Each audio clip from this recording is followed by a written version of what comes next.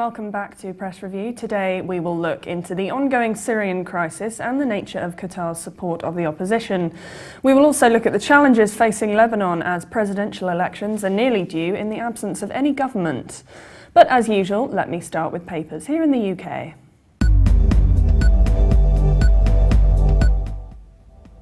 The Independent front page features a picture of recently deceased Mikhail Kalashnikov holding one of his iconic AK-47 weapons, with a quote expressing his remorse at the number of deaths caused by the weapon.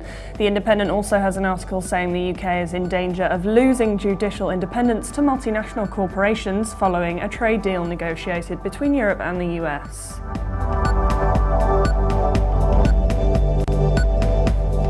The Daily Telegraph leads with a headline about Labour leader Ed Miliband saying that the foundations of middle-class life have been undermined and the greatest challenge of this generation is to rebuild the middle class.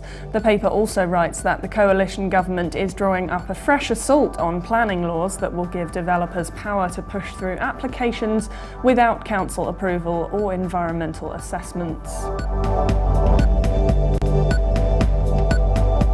The Times features a photo of the stars of 12 Years a Slave, which just took home the Golden Globe for Best Drama, and an article saying the army has wasted millions on a failed computer system that has damaged Britain's ability to recruit soldiers. Now let's take a look at the top stories in the Middle East.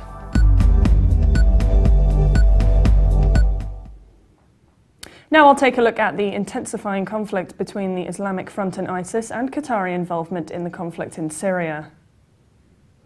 Our Monitor has published an article by Edward Dark titled "Islamic Front No Answer for Syria Conflict." Regarding the latest conflict between the Islamic Front and ISIS, Dark writes, "What prompted the allies of yesterday to commit jihadist fratricide today?" He answers, the Syrian people are too split and demoralised to take part. It is simply a cutthroat struggle for power between jihadist groups of similar ideology, distinct only in name and the identity of their backers. Dark writes that while ISIS have dominated by force, the Islamic Front were more subtle and less murderous in dealing with citizens, even though they imposed harsh Sharia rules according to their strict interpretation. Civilians living in areas controlled by this group are under severe danger, particularly in Raqqa.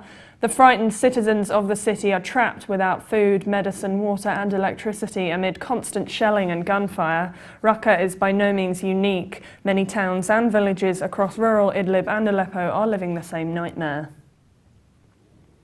ISIS, which seemed to be gaining ground last year, is now doomed if the current balance on the ground continues and does not switch once more in this very unpredictable Syrian quagmire. Far outgunned and outnumbered, it most certainly will not go out easily without causing maximum damage and mayhem both to opposing groups and innocent civilians. Dark writes, the regime is benefiting from the fall of ISIS. Opportunistically, its troops have moved in to capture some positions abandoned by ISIS fighters, such as the villages around Queiris military airport east of Aleppo. Dark adds, it is no secret that the Islamic Front, now trying to wipe out ISIS, is heavily backed and funded by Saudi Arabia, and in this light we can understand the real reasons and timing behind this sudden all-out war. After the Islamic Front last month effectively destroyed the moderate Supreme Military Council of the Free Syrian Army, led by General Salem Idris, it effectively rendered the Geneva talks meaningless and their outcome void. He concludes, whatever the outcome of this latest rebel showdown, the Islamic Front is certainly no answer to the Syrian conflict. What is needed, as has been repeated, is a political process that ostracises the extremists, not incorporates them into the political fabric. Nabih Boulos has written an article for the LA Times titled "Qatar, Syria rebels' tiny ally in the background." Boulos writes that as commanders of Syria's Western-backed opposition forces convened for a series of high-level meetings, the choice of Doha, Qatar's capital, was not a strange one. The tiny emirate of Qatar, home to the world's third-largest natural gas reserves and its highest per capita wealth, was once the opposition's staunchest and most vocal supporter. In a conflict largely fueled by the financial and military support of outside patrons, Qatar's deep pockets were a formidable asset. Boulos says that, buoyed by a successful intervention in Libya, the tiny Gulf nation was instrumental in the formation of the US-backed Free Syrian Army, as well as its parent group, the Syrian National Coalition, even going so far as to allow the rebels to open an embassy in Doha. Long overshadowed by Saudi Arabia and Iran, Qatar is aggressively seeking to enhance its regional and even global stature, not always successfully. It actively supported the Muslim Brotherhood in Egypt in a bid to gain influence with the Islamist government of Mohamed Morsi, which was overthrown in July. Boulos adds, meanwhile, Qatar mounted a massive propaganda war against the government of Syrian President Bashar Assad through Al Jazeera's satellite news channel based in Doha, with pictures of mutilated corpses alternating with calls for holy war. Citing foreign figures for Qatari aid, the author writes, by all accounts, Qatar remains a hub of support for the Syrian opposition, with some reports estimating that more than $3 billion in Qatari aid has gone to the opposition since the conflict began in March 2011. The author added, though individual Qataris are discouraged from making donations to the Syrian cause, the government has provided avenues for support. Mohammed, the Qatar petroleum employee, said workers there were encouraged to donate through the company's intranet, with the money deducted from a donor's salary. The author concludes, despite the change in appearances, analysts agree that Qatar is still deeply invested in the Syrian outcome.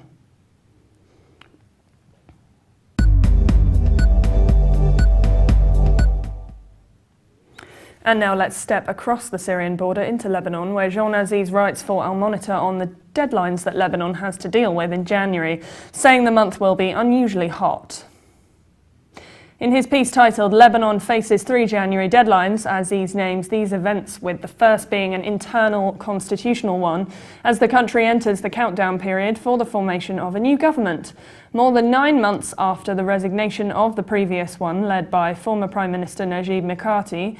According to the constitution, the new government has only 30 days to secure a parliamentary vote of confidence, otherwise it too will be considered resigned. In other words, if said cabinet did manage to see the light by the end of this month, it would not assume its full responsibilities until the beginning of March.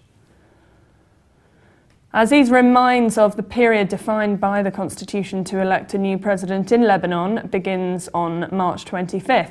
He sees that any delay to this schedule would engender further complications and threaten to lead to even more harmful political and constitutional repercussions. Aziz looks into the second upcoming event, which is tied to judicial and security considerations, both internal and external. It will arise when trials begin in The Hague in mid-January as part of the proceedings by the Special Tribunal for Lebanon. He adds, since its inception, the tribunal added cause for division between the Lebanese, as each of the opposing parties viewed it from diverging perspectives. Aziz adds, in the light of nationwide division, the date when trials begin will also be the date when the divisions between the Lebanese will again rise to the forefront. But more dangerous even is the long-standing impression that every crucial development in this operations of this tribunal led to grave and bloody security escalations in Lebanon. As an example, Aziz refers to the assassination of former Minister Mohammed Shattah in Beirut on December 27th. Aziz moves on to the third upcoming event, which is external, Geneva 2, which also is seen as a Lebanese event par excellence. All those involved in the Lebanese crisis drew links between the developments taking place in Damascus and those occurring in Beirut. Lebanese backing the Syrian opposition believes the approaching conference date will drive regime forces and their supporters, among them Hezbollah, to push for military escalation on the ground. This would be aimed at achieving added advances to send a clear message to participants and sponsors of the Geneva conference that the regime would not surrender.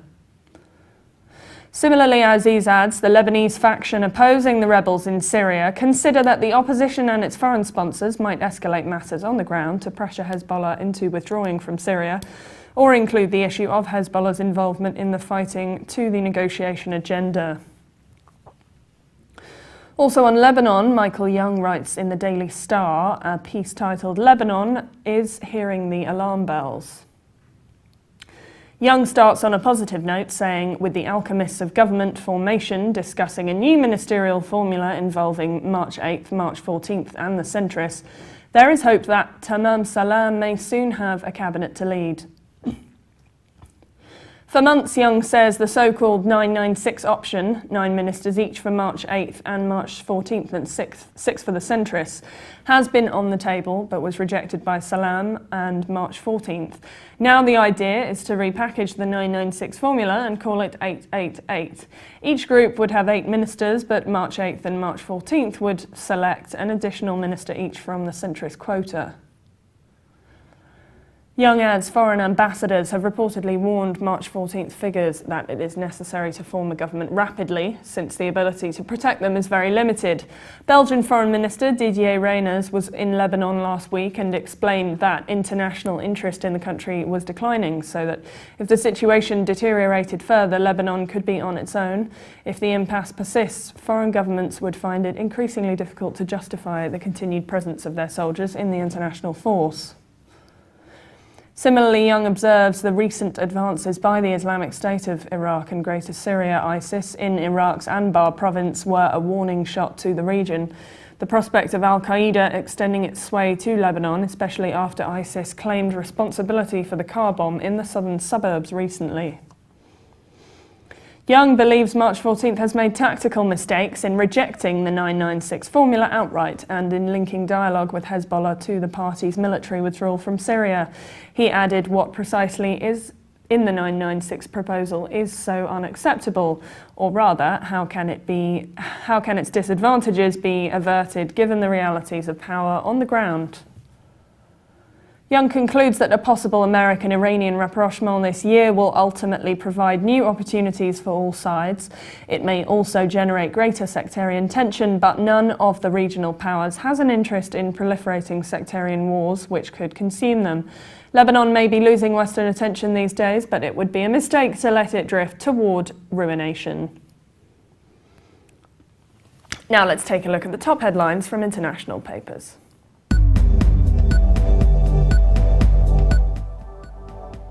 The Moscow Times headlines Gaida Forum to confront slumps. The paper also headlines the price of one day in Sochi, where a Moscow Times journalist finds out how much tourists can expect to spend there.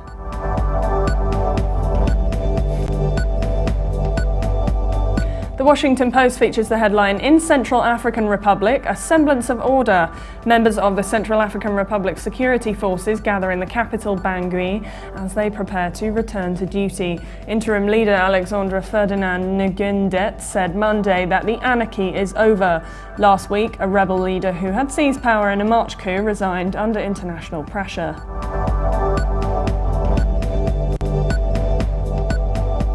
And Dubai's Gulf News features the headline, Lift Iran sanctions and everyone will benefit, where the ruler of Dubai and Prime Minister of the UAE, Sheikh Mohammed bin Rashid Al Maktoum, says he believes Tehran's nuclear program is for peaceful purposes.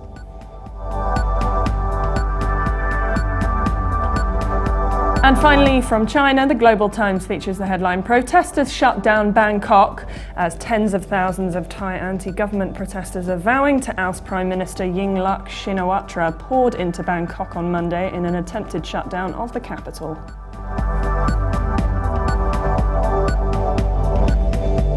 For more updates, please visit levant.tv. That's all we have time for today. We'll be back with you tomorrow for another press review. Bye for now.